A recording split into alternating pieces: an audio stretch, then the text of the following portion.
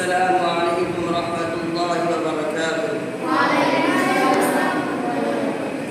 الحمد لله الذي لم يزل ولم يزال، والصلاة والسلام على محمد صلى الله عليه وسلم وعلى آله وصحبه وأصحاب الكمال. أما بعد، فقد قال الله تعالى في القرآن المجيد والفرقان الحميد: أما الذين سعدوا ففي الجنة خالدين فيها، وقال الله تعالى: فأما الذين شقوا ففي النار.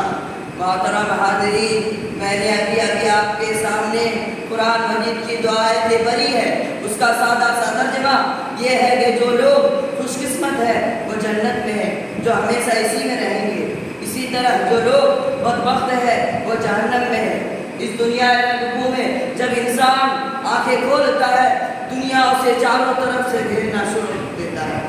جس طرح کنویں کا مینڈک یہ سمجھتا ہے کہ اس کی دنیا کنواں ہے، اسی طرح کم عقل انسان یہ باور کر لیتا ہے کہ اسے ہمیشہ اسی دنیا میں رہنا ہے. اور اگر بالفرض کبھی مرنا بھی ہوگا تو ہڈیاں فسنا ہو جائے گی جس میں کہ آج سے ٹکڑے ٹکڑے ہو جائیں گے اور اسے اس دنیا کے بارے کوئی سوال کیا نہیں جائے گا. اور دنیا میں انبیاء علیہ السلام تشریف لائے، انہوں نے بتلائے کہ تمہاری تصور انتہائی غلط ہے.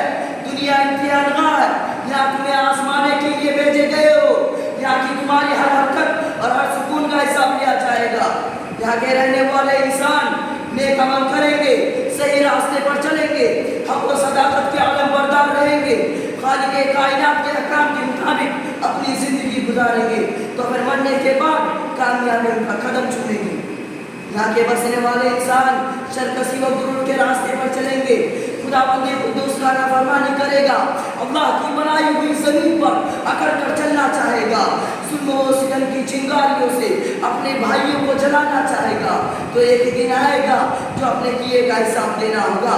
جب اسے پوچھا جائے گا تمہیں دو ہاتھ دی گئی تھی تاکہ تم کسی کمزوروں کا مدد کر سکو، تمہیں دو آنکھیں دی گئی تھی تاکہ تم غلط اور صحیح کا تمیز کر سکو، تمہیں دو پاؤں دی گئی تھی تاکہ تم خدا کی عبادت کے لیے مسجد میں چل کر جا سکو، تمہیں طاقت دی گئی تھی، تمہیں عقل دی گئی تھی تاکہ تم باقی طاقتوں کو مکاریوں کو شکست دے سکو اور حق کی آواز کو بلند کر سکو. کیا تم لوگوں نے ایسا کیا؟ اگر ایسا نہ کیا تو یاد رکھو پھر یہ دہتی ہوئی جہنم کی آگ ہے، اس میں تمہیں ڈالا جائے گا. محترم دوستو، بادشاہ ہو یا فقیر، سرمایدار ہو یا مزدور، قوی ہو یا چالاک، بیوقوف ہو یا عقلمند، مرد ہو یا عورت، سب کو ایک دن یہ دنیا چھوڑنی ہے.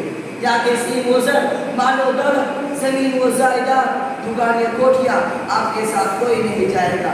یہ سب چھوڑ کر ہمیں ایک ایسی جگہ جانا ہے جہاں ہمارے نیک اعمال کام آئیں گے.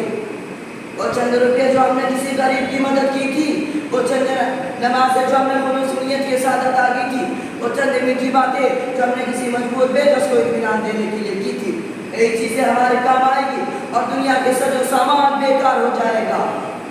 کہ سچ کہا کہنے والوں نے، کہ سچ کہا کہنے والوں نے، جگہ سے ہوا کو چھوڑ دیا دیس بدیس پھرے مارا، قصہ قصر کا لوٹے گئے دن رات بچا کر نکارا، کیا بدیا بے شابیر شکر کیا گونی بلّہ سر مارا، سب ٹھاٹ پڑا رہ جاوے گا جب رات چلے گا بیچارہ. محترم دوستو، جب موت آئے گی تو ایک منٹ کیا ایک سیکنڈ کی بھی فرصت نہ دے گی. ہمیں اس وقت آنے سے پہلے انتظار ہو جانا چاہیے اور اپنا ٹھکانہ ایک ایسی جگہ بنانا چاہیے جہاں ہمیشہ آرام و سکون سے رہے. وہ جگہ جنت ہے جو مرنے کے بعد ملے گی. مرنے کے بعد ہماری زندگی کا نام آخرت ہے جو آخر میں آئے گی. اگر ہم نے اپنے کو صحیح راستے پر چلایا ہے تو خوش قسمت کہلائیں گے، اور اگر ہم نے اپنے کو غلط راستے پر چلایا ہے تو بد قسمت کہلائیں گے. اللہ تعالیٰ ہمیں اور آپ کو صحیح راستے پر چلائے اور مرنے کے بعد اپنا ٹھکانہ جنت بنائے. وآخر دعوانا